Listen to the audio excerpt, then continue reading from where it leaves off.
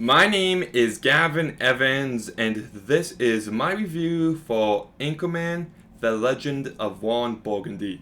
And this review will have spoilers, so if you haven't seen it, who am I kidding? You've seen it. Everybody has seen Anchorman.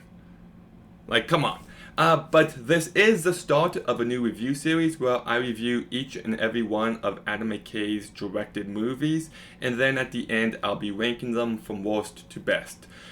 And just saying, the first half of his filmography is by far superior. The movies where he's not trying to be so smart are actually his smartest movies. But this is a very well directed movie, and if we discuss the positives, it's just the fact that it's a comedy and it made me laugh plenty of times.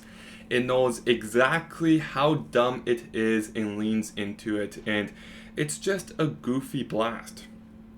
I love just how over the top it is, and there's so many great lines of dialogue and plot beats, like the scene where Juan promises to take Veronica out on a not romantic night, and then the first thing he does is take her to the most romantic spot in the entire city. When he's playing the jazz flute, that's a great scene. I thought the entire Pleasure Island sequence, it's just so absurd. And then they're just like, we can't tell anyone. And the next scene cuts to him screaming in the office, I had sex with Veronica Corningstone and we're in love. That's great. And when he had announced it on the TV, just, it's perfect. I love how Jack Black comes in. It just takes Baxter and punts him off the bridge. That never fails to make me laugh. I love it when Juan and Veronica hate each other and they're just saying despicable things like, I'm gonna punch you when no one's looking. And it cuts to the TV and you can't hear what they're saying, and that's really funny. I love when Brick is like, where did you get your clothes? The toilet store? And the classic 60% of the time, it works every time. I love that. The newsroom fight is really funny, especially when Luke Wilson loses his one arm and then he loses his other later on. I love how Ron just looks like a complete mess, and then he just goes into the bathroom and comes out looking like he always has. It's just really funny. I love how he calls for his team through the seashell, and Baxter heals it and makes his way there, and the entire ending in the bale pit. That's great. It's just a really funny movie. Movies like this, I find it hard to drag on the review because it's a comedy I laughed plenty of times. And the cast is just firing on all cylinders here. Will Ferrell gives one of the best performances of his career. Between this movie, Elf, and Step Brothers, I think these are his top 3 performances. But I can change my mind. Don't hold me to that. I haven't seen Stranger Than Fiction in a while. Christina Applegate is also very good and very funny.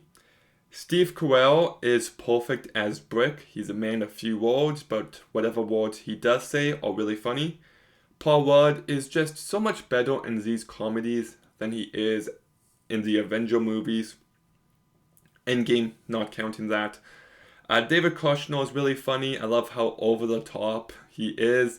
And you've also got yourself a bunch of cameos, and here's the rule. If the movie is funny, cameos are like the cherry on top. But if the movie's not funny, then it feels like they're trying too hard. So because this movie's funny, I enjoyed seeing Ben Stiller for a minute. I love seeing Luke Wilson, Jack Black, like I said, Danny Trejo. You've even got Seth Rogen at the end, but this was before he was big, so it's not really a cameo, but it kind of is now, I guess, when you really think about it. Yeah, because up until then, I think he only did Freaks and Geeks, which I need to rewatch. I loved that show.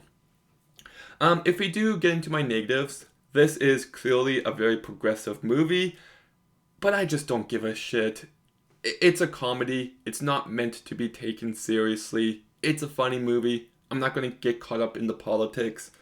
The real issues, though, that does affect my enjoyment is This movie is funny. The cast is great. The first 15 minutes are pretty rough. I was showing this movie to my brother last night, and I was just like, oh, is this movie not going to hold up at all? And thankfully it does, but for the first little bit, it takes a while to get going. And the outtakes in the credits aren't funny at all, which is a real shame because usually I love outtakes, but not here. But yeah, Anchorman, The Legend of Ron Burgundy. Everybody loves it, and for good reason. It's just a very entertaining movie that you can watch at any point. It's really funny. You've got yourself a great cast. If you haven't seen it somehow, then check it out. So I'm going to go ahead and give Anchorman, The Legend of Ron Burgundy a 7.5 out of 10.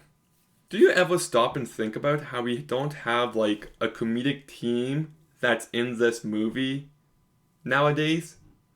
Like there's still some comedies getting made, but there used to be like a bunch of the same actors working together, and now we just don't got that. Everybody's just doing superhero movies. But Anchorman, The Legend of Ron Burgundy. What did you think about it? Let me know in the comments down below. Make sure you like, comment, subscribe. Stay tuned for some more videos soon. Gavin, out.